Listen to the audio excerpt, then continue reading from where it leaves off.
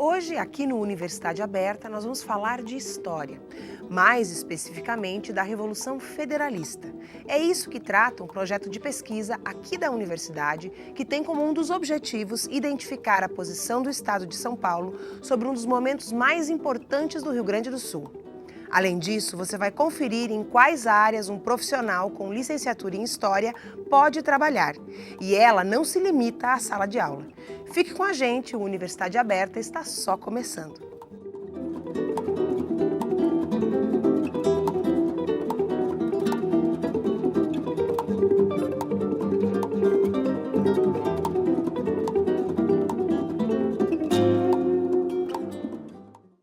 O projeto de pesquisa Política Regional e Imprensa, a Revolução Federalista nos periódicos nacionais e internacionais de 1893 a 1895, é vinculado ao mestrado em História, aqui da UPF. Ele consiste em fazer uma análise da posição do Estado de São Paulo como principal núcleo econômico e político da República Velha sobre os acontecimentos da Revolução Federalista. O fato ocorreu no nosso estado em 1893 e teve repercussões nacionais e internacionais até o ano de 95. E para conversar sobre esse assunto, eu recebo aqui no estúdio a coordenadora do projeto, a professora doutora do Instituto de Filosofia e Ciências Humanas da UPF, Ana Luísa Rickziegel. Mas antes disso, confere aí uma reportagem produzida pelo Núcleo Experimental de Jornalismo em parceria com a UPF TV.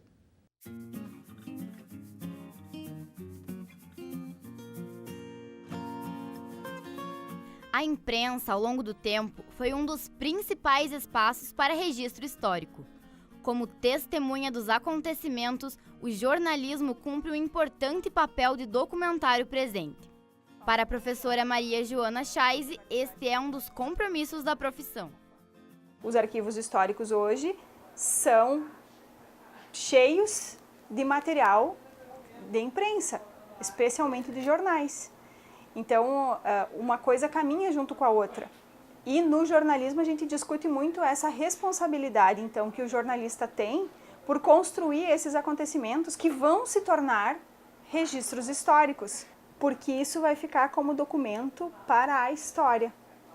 Então, aumenta a nossa responsabilidade diante do mundo, diante da forma como a gente relata os acontecimentos do mundo.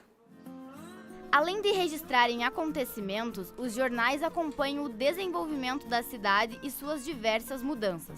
Esse é um dos papéis dos veículos regionais, que há tempos vem registrando tudo o que acontece nos municípios. É o que explica a jornalista Zulmara Colucci. Se alguém morria, era registrado no jornal.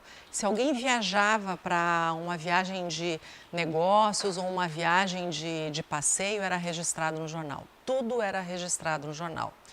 Bom, com o passar do tempo, as coisas foram mudando, o jornalismo foi mudando, o que era uma simples nota de registro se transformou numa matéria de importância com um envolvimento maior da comunidade. O jornal, ele tem, e apesar de toda a evolução tecnológica, ele se mantém hoje com um papel fundamental na manutenção desse registro histórico da sua região ou da sua localidade. Passo Fundo possui 2 jornais diários. O jornal O Nacional, que foi criado em 1925, e logo depois surgiu o Diário da Manhã, em 1935. A imprensa também possui um papel importante ao aproximar a comunidade dos políticos eleitos. O jornalista Edson Coates explica a importância desse papel do jornalismo.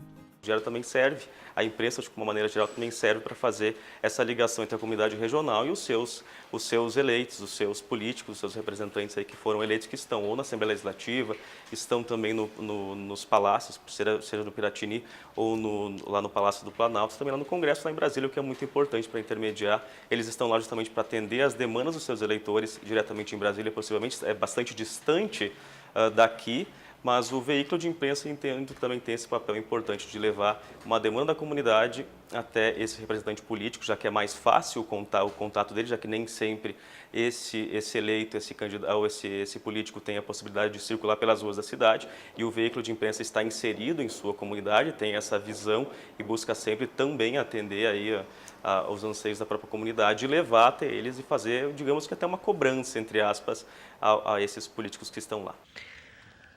Tudo bom, Ana? Bem, Que bom te então. ter conosco mais uma vez. Obrigada pelo convite.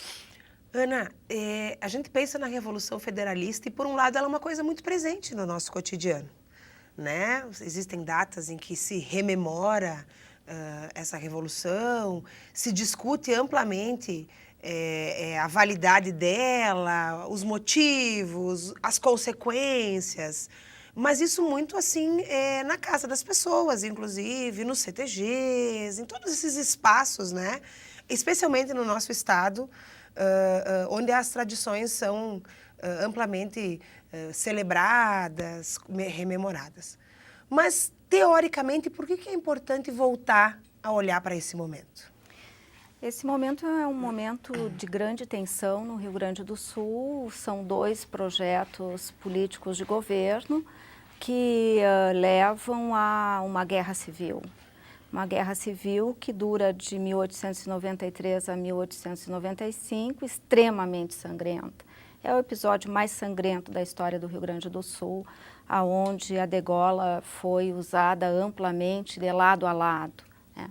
E o que nós temos são 2 embates entre o Partido Republicano Rio-Grandense e o Partido Federalista, não é? E o governo está nas mãos do Partido Republicano Rio-Grandense, do Júlio de Castilhos, Borges de Medeiros, né? E todo esse grupo de republicanos, não é? E não há nenhum interesse de conviver com a oposição.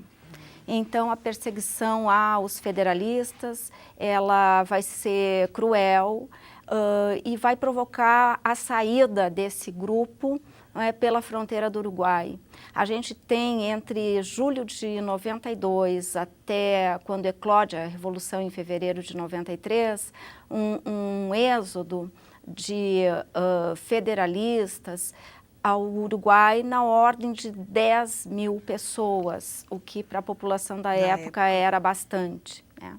Então vai ser um conflito que tem como cerne uma disputa pelo poder local, pelo poder estadual, mas que vai acabar tendo uma dimensão de um conflito internacional na medida que vai envolver o Uruguai. Países. Exatamente. E aí é nesse sentido, então, que tu voltas o teu olhar para essa repercussão através dos jornais. Exatamente, os jornais foram uma das fontes, né, nessa pesquisa. A fonte principal, na verdade, são os documentos da diplomacia, do Ministério das Relações Exteriores, tanto do Uruguai quanto aqui do Itamaraty, né, no Brasil. Esse é o núcleo mais pesado dessa pesquisa, né? Mas eu fiz um cruzamento também com o que dizia a imprensa da época, porque a pesquisa em história, ela usa a imprensa também para sentir o cotidiano daquele momento. A imprensa, quando você vai à imprensa, você vê relatados os assuntos os quais você está buscando, mas também você vê a cor local daquele momento, né? Você vê menções a outros assuntos que compunham aquele contexto da época. Isso é muito importante para o historiador ter a apreensão daquele momento, né, num sentido mais amplo. A gente costuma dizer no jornalismo que quando tu resgata um jornal antigo, né, tu dá uma nova luz para aqueles acontecimentos porque tu olha ele com as informações que tu já tem hoje. É perfeito. Que são muito mais amplas do que o que se tinha naquela época, quando inclusive se escreve as notícias, né? Quando o historiador vai à imprensa, ele não vai buscando naquele registro de imprensa uma verdade. Ele vai buscando informações que, com o cruzamento de outras fontes, né, ele vai conseguir fazer uma outra leitura, né? Então, ele vai colocar, porque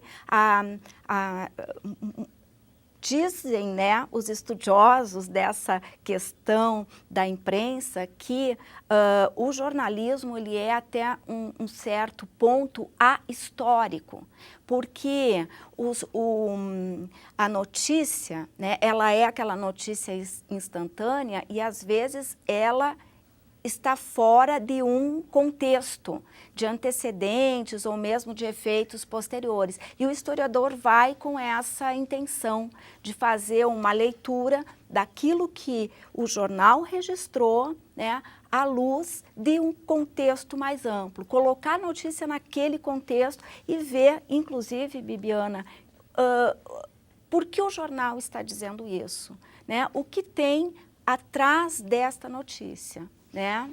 Bem, agora nós vamos para um rápido intervalo, mas antes disso, a Valesca, que já participou do projeto, vai contar pra gente quais foram as experiências que ela adquiriu.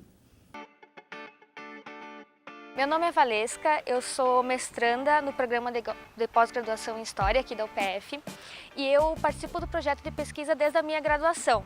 Eu ingressei no projeto em 2014 e desde então eu tive essa experiência com a pesquisa. A participação nesse projeto ele me trouxe muitas coisas boas para minha formação, para minha vivência acadêmica, porque eu pude participar de experiências para além da sala de aula. Além do mais, o projeto ele faz a gente refletir de forma crítica, eu acredito, qual é o nosso papel enquanto historiador, qual é o nosso papel então na sociedade.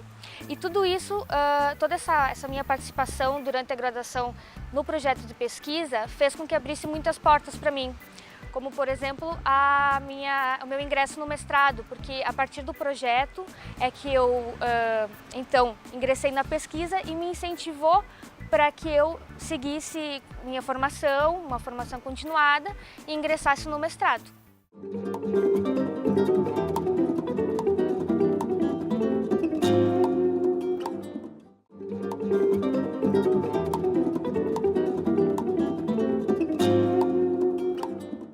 Estamos de volta com o Universidade Aberta. O tema de hoje é o projeto de pesquisa Política Regional e Imprensa, a Revolução Federalista nos Periódicos Nacionais e Internacionais de 1893 a 1895. Ele consiste em analisar a opinião do Estado de São Paulo sobre essa revolução que aconteceu aqui no Rio Grande do Sul. Continua comigo no estúdio a professora doutora do Instituto de Filosofia e Ciências Humanas da UPF, Ana Luísa Rickziegel. Mas antes de voltarmos à nossa conversa, a gente vai apresentar algumas das áreas em que um profissional com licenciatura em História pode trabalhar.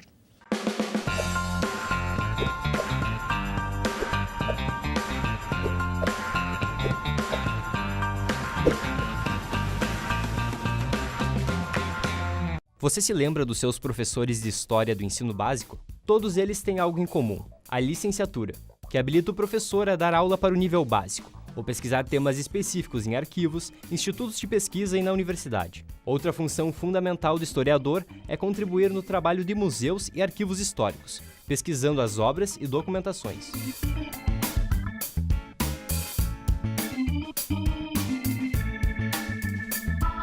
Uma área um pouco diferente é a de autoria e consultoria. O profissional pode produzir e avaliar materiais de livros didáticos e assessorar a produção de novelas, vídeos e filmes. Ficou interessado no trabalho de licenciatura em História? Então acesse www.upf.br e saiba mais sobre esse e outros cursos da instituição. Até mais! Falando um pouquinho da profissão, né, Ana, que é uma profissão tão importante e que deve ser cada vez mais valorizada. Com certeza. Não só de ser professor, mas do historiador, né? Historiador. Uhum. Ana, tu falaste antes, né, de que às vezes a notícia do jornal ela aparece descontextualizada, né? Pela própria natureza do jornal, que é o recorte espaço-tempo, no dia seguinte vem uma enxurrada de novas notícias, né? E como é que tu avalia, então, essa repercussão dessa revolução a partir das notícias em São Paulo, mas não só em São Paulo, né? Para além dos muros do nosso país? A Revolução Federalista, ela rompe, né, esse caráter desse conflito regional e ela atinge, em primeiro lugar, ela atinge o Além Fronteiras Rio Grande do Sul, que é aqui toda a questão de Uruguai e também, mas em menor medida, da Argentina. E a repercussão disso em termos nacionais é pela própria questão da duração do conflito, que é um conflito muito longo, e no qual o governo federal ele vai ter de fazer um aporte de recursos militares e financeiros imensos.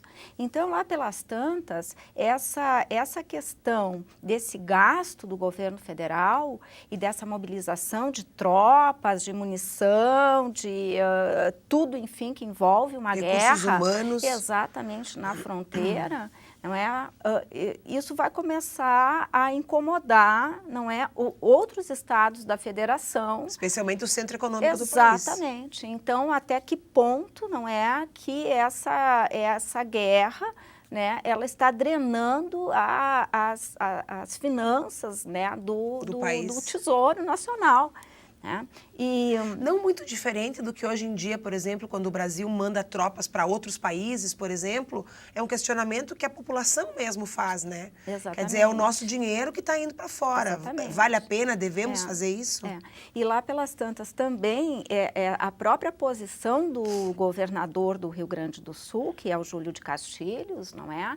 Nessa perseguição toda que ele promove aos federalistas, se bem que se diga que a violência foi de lado a lado, da mesma forma, e etc. e tal, mas que se vê muito bem que é uma disputa pelo poder local. Então, até que ponto não é essa mobilização de recursos do governo federal, ela é válida. Agora, temos que dizer que o que a imprensa dizia? Né? Na medida em que se cruzou a fronteira e que essa guerra ela também começa a ser promovida, né? Ensaiada, montada por parte dos federalistas de Montevidéu e do norte do Uruguai. E todo né? o movimento federalista começa a se fortalecer. Exatamente, e até com apoio, por exemplo, de partidos uruguaios, dos dois grandes partidos, blancos e colorados, que se envolveram nisso,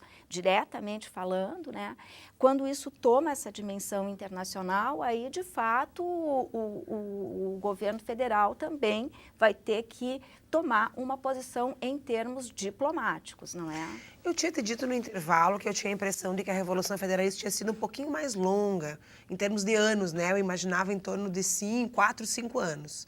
Mas tu me disseste que ela foi curta, no sentido de ser 2 anos, mas teve uma repercussão expressiva. Ela durou, na verdade, 30 meses, mas a repercussão, ela se dá no âmbito internacional, porque essa articulação que se dá entre os federalistas e o Partido Blanco, né, e também com uma ingerência do próprio Partido Colorado, que então estava na presidência em Montevidéu, né, isso vai levar a essa articulação se prolongar.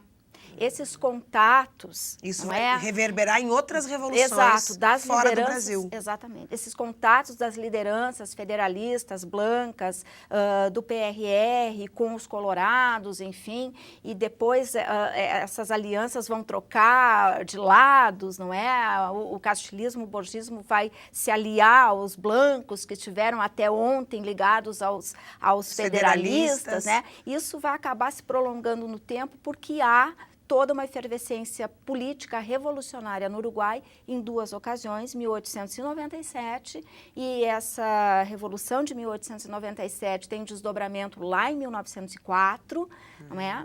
E aí o Rio Grande do Sul vai estar diretamente envolvido relacionado. Nisso.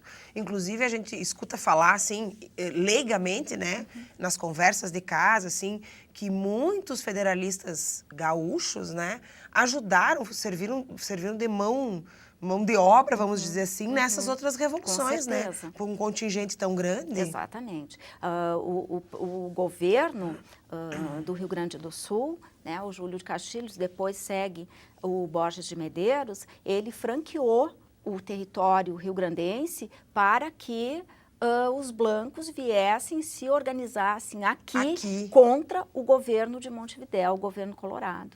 Isso causou um incidente diplomático, né, de país a país, não é, gravíssimo.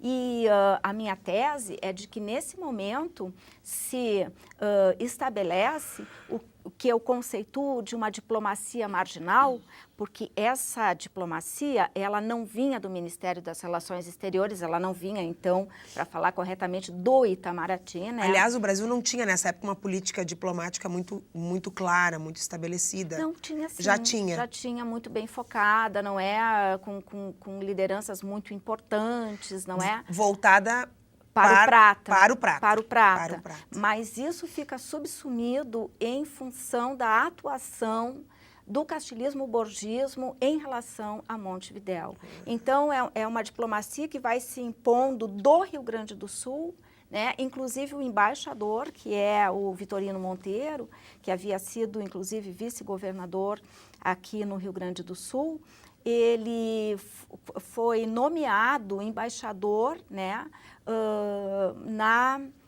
responsável, o ministro plenipotenciário, na época se dizia, não tinha embaixada ainda, eram legações, né? Depois isso vai mudar. Mas ele foi nomeado por força da pressão do governo do Rio Grande do Sul. Ele era um cara do Rio Grande do Sul, um representante dos interesses do Rio Grande do Sul e não do Brasil. Isso também incomodou bastante o centro do país, o Rio de Janeiro e São Paulo. Isso, aliás, só vem fortalecer todas as revoluções anteriores.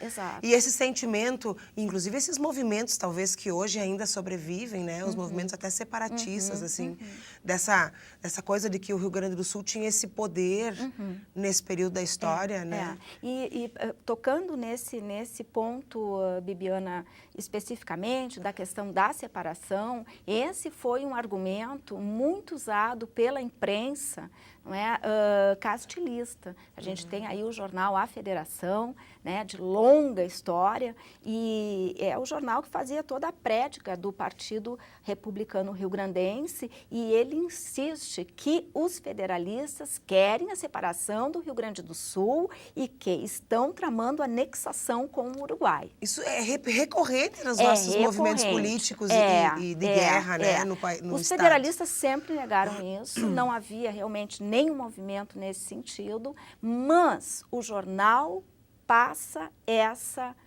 ideia. Isso que eu ia te perguntar sobre os jornais que tu conseguiste levantar, né? De qual era a posição deles? Eles eram pró-federalistas? Nós tínhamos dois jornais aqui no Rio Grande do Sul, um que é a Federação, outro a Reforma. Então a Reforma era federalista, não é? E Então os dois eram federalistas, porque a Federação era federalista. Não, era castilhista. Era castilhista. Era castilista. A Federação. A Federação em função da questão da defesa da autonomia estadual, né? A defesa do federalismo. Do federalismo. Tá. E Tá. o outro jornal? E o outro jornal, a Reforma, né? Que vinha, então, que era do Partido Federalista, que era oposição, então, ao castilhismo e, portanto, ao seu órgão de imprensa, a Federação. E por parte do centro do país, não é? Os jornais faziam uma leitura seguinte: bom, existe um conflito e existe uma exacerbação de poder por parte do PRR, por parte do Júlio de Castilhos, né? Até quando o governo federal vai apoiar isso? Olha só. Mas aí vinha aquela questão, né, da acusação que os castilhistas faziam de que os federalistas eram monarquistas, quando não era. Então, você vê que é um contexto de uma república recém-proclamada, que não está consolidada. Eu ia dizer que não há clareza de direito, de fato. Que não está consolidada, porque há vários movimentos subterrâneos, né? E talvez até um desejo, em algum momento, de alguma dessas frentes, da própria volta da monarquia. Existia um grupo monarquista, vai existir um partido monarquista. Que vai se aproveitar desse momento em alguma dimensão? Com certeza. Vai querer sempre associar o seu movimento aos federalistas ou depois a outros movimentos que venham contestar qualquer coisa em relação... A República. Nem que não seja contestar a República, mas qualquer greve, por exemplo, o movimento monarquista estava lá Qualquer associado. manifestação mais genuinamente de uma organização civil, Sim, digamos assim. eles estavam ali associados. Quer dizer, esse movimento monarquista, ele vai muito longe na história do Brasil. Ele vai lá até 1904, até 1910 a gente vê os monarquistas atuando. Então, é uma falácia pensar que 15 de novembro de 1889, proclamação da República, ponto. Quer dizer, houve uma reação dos que foram apeados do poder, né? Mas aí tinha todo um problema que será uma outra história para contar, né? De que o rei havia ido embora e a família real nunca se associou ao grupo monarquista. Ficava o problema, não temos um E rei que isso pra vai pôr ir no costurando trono. a nossa história, evidentemente, Exato. até os dias de hoje. De hoje. Bom, agora é a vez do Marcelo, que também participou do projeto, falar com a gente sobre como foi essa experiência. Meu nome é Marcelo Marcon, sou mestre e graduado em História aqui pela UPF. Tanto na graduação como no mestrado, participei de projetos e pesquisas relacionados à linha de História Política e à linha de Imprensa. Eles foram muito importantes porque me ajudaram a entender qual é o trabalho do historiador, qual é o trabalho do pesquisador. Como professor, eu posso fazer vários trabalhos com os alunos em que eles geralmente trabalham como historiadores, como pesquisadores. Eu, primeiramente, entendendo o que é a pesquisa histórica nos projetos de pesquisa da UPF, eu pude ter uma ideia de como eu posso tornar eles didáticos para os alunos. Claro, com muita diferença para o mestrado e graduação do que para o ensino básico, mas para que eles também já vejam como é importante a pesquisa histórica. Bom, Ana, eu quero te agradecer a tua presença e que deve ser um tema muito instigante e inspirador. Só de te ouvir falar, a gente fica querendo saber mais, até para entender quem nós somos, né? O nosso estado. Verdade. Então, te agradeço e as portas do Uniaberta estão sempre abertas. Eu agradeço muito a oportunidade, estaremos juntas novamente. Que Obrigada. bom. Você que assistiu o programa hoje conosco pode seguir assistindo ou assistir individualmente as nossas reportagens em nosso site, nextjor.com.br, ou na íntegra em nosso canal do YouTube. Estaremos de volta na semana que vem. Eu espero você. Até lá!